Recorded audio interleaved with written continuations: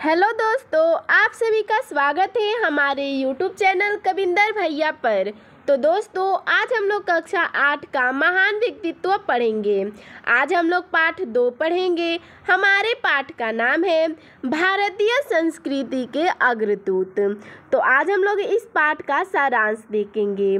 भारतीय संस्कृति के अग्रदूत हैं, चलिए देखते हैं। वो निम्न हैं।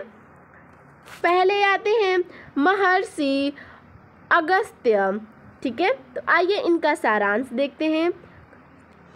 इनका जन्म काशी में हुआ। जो महर्षि अगस्त्य थे, इनका जन्म कहाँ हुआ था? तो काशी में। ये काशी के विश्वनाथ मंदिर में पूजा पाठ करते थे। इन्होंने विंध्याचल पार कर सुदूर दक्षिण भारत में शैव मत का प्रचार किया। देखिए दोस्तों, ये काशी में रहते थे, ठीक है, और वहाँ पे जो विश्वनाथ मंदिर है वहाँ पे ये पूजा पाठ करते थे। ये जो थे महर्षि अगस्त्य, ये विंध्याचल पार कर जो सुदूर दक्षिण भारत में शैव मत है वहाँ के ये प्रचारक हैं। ठीक है, आगे देखते हैं। स्थानीय लोगों को शिष्य बनाकर विंध्याचल के घने जंगल कटाए और यहाँ नगरों और आश्रमों की स्थापना की। देखिए दोस्तों, स्थानीय लोग जो थे उनके शिष्य बनकर विंध्याचल में जो घने जंगल थे उसे कटवा दिए और वहाँ पे जो नगर और आश्रम की स्थापना कर दी।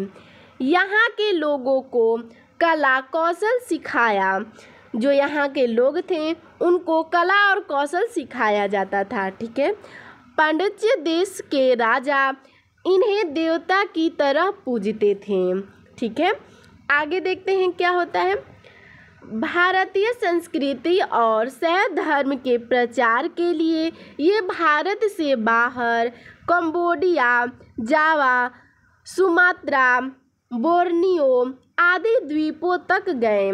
ठीक है, ये संस्कृति और शैव धर्म का प्रचार करने के लिए कंबोडिया गए, जावा गए, सुमात्रा गए, बोर्नियो गए और ऐसे कई द्वीपों में गए। ठीक है, कहा जाता है कि ये समुद्र पी गए थे। ठीक है, आगे देखते हैं। कंबोडिया के एक शिलालेख के अनुसार इनमें अलौकिक शक्ति थी। ये कंबोडिया के बुद्धेश्वर नामक शिवलिंग की पूजा अर्चना बहुत समय तक करते रहे। जो कंबोडिया में जो बुद्धेश्वर नामक शिवलिंग थी वहाँ पे ये पूजा अर्चना बहुत समय तक कर रहे थे। ठीक है, आगे देखते हैं। यहीं पर इनका स्वर्गवास हुआ। ठीक है, इनका स्वर्गवास कहाँ पे हुआ? तो कंबोडिया में जो बुद्धेश्वर नामक शिवलिंग थी वहाँ पे इनका स्वर्गवास हो गया, यानी कि इनकी मृत्यु हो गई। भारत के बाहर सुदूर देशों तक जाकर भारतीय संस्कृति और शैव धर्म का प्रचार करने वाले महर्षि अगस्त्य प्रथम व्यक्ति थे। ये जो भारत के बाहर सुदूर देशों में जाकर भारतीय संस्कृति और शैव धर्म का प्रचार करने वाले ये प्रथम व्यक्ति थे। ठीक है, कौन? तो महर्षि अगस्त्य। आगे देखते हैं महर्षि पतंजलि को। ठीक है, चलिए। महर्षि पतंजलि पाटलिपुत्र के राजा पुष्यमित्र शुंग के समकालीन थे। देखिए दोस्तों, ये जो महर्षि पतंजलि थे वो पाटलिपुत्र के जो राजा थे पुष्यमित्र शुंग, वहाँ के ये समकालीन थे। आगे देखते हैं। इनके 2 कार्य प्रसिद्ध हैं। आइए देखते हैं इनके कौन कार्य 2 हैं। प्रथम तो व्याकरण की पुस्तक महाभाष्य के लिए तथा देखिए पहला कौन सा है? तो व्याकरण की पुस्तक महाभाष्य। और दूसरा क्या है? पाणिनि के अष्टाध्यायी की टीका लिखने के लिए। ठीक है, दूसरा क्या है? पाणिनि के अष्टाध्यायी। महाभाष्य व्याकरण ग्रंथ है। ये जो महाभाष्य है वो एक ग्रंथ है। इसमें साहित्य, धर्म, भूगोल, समाज तथा रहन सहन के तथ्य भी मिलते हैं। पतंजलि के बाद यह पुस्तक लुप्त हो गई थी। जो पतंजलि थी उसके बाद यह जो पुस्तक थी वो लुप्त हो गई, यानी कि खो गई। अर्थात इसका नामो निशान नहीं था। इसके कश्मीर के राजा जयादित्य ने खोज करके पुनः लिखवाया, और जब यह खो गई थी तो जो कश्मीर के राजा जयादित्य थे इसको खोजे और इसको पुनः लिखवा दिए। पतंजलि ने संस्कृत भाषा को वैज्ञानिक स्वरूप प्रदान किया। जो पतंजलि था वो संस्कृत भाषा को वैज्ञानिक स्वरूप प्रदान कर देता है, ठीक है, प्रदान करता है। प्राचीन काल में किसी भी देश में व्याकरण का ऐसा विद्यमान नहीं था।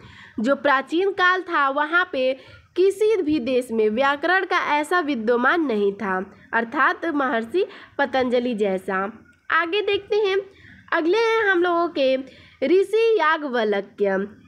इस नाम के दो विद्यमान हुए हैं, पहले राजा जनक के समय में और दूसरे युधिष्ठिर काल में। देखिए दोस्तों, ऋषि याज्ञवल्क्य के नाम के दो विद्यमान हुए थे। कौन? तो पहले जो थे राजा जनक उनके समय में और दूसरे युधिष्ठिर काल में। यहाँ दूसरे याज्ञवल्क्य का विवरण है। यहाँ जो हम लोग पढ़ रहे हैं वो दूसरे याज्ञवल्क्य हैं।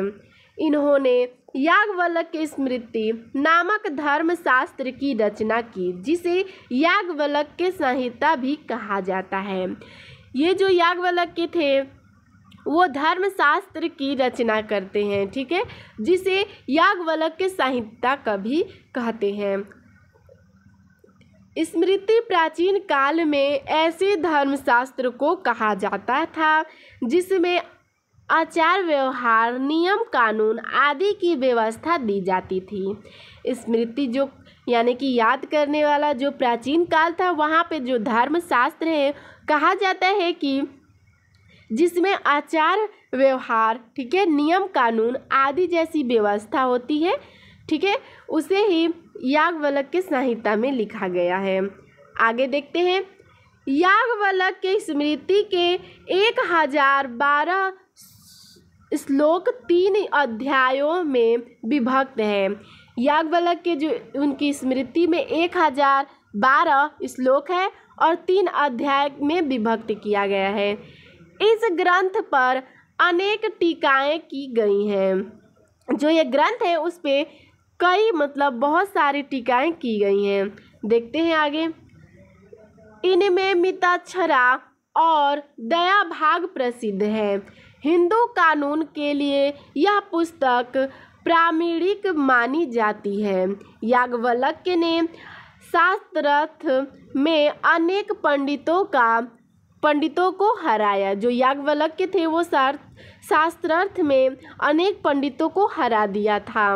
उन्होंने भारतीय संस्कृति को अमर बनाने की चेष्टा की, ठीक है। जो महर्षि थे वो भारतीय संस्कृति को अमर बनाना चाहते थे, ठीक है। कौन? तो ऋषि याज्ञवल्क्य। तो दोस्तों, आपको हमारा यह वीडियो कैसा लगा हमें कमेंट में ज़रूर बताइएगा। धन्यवाद।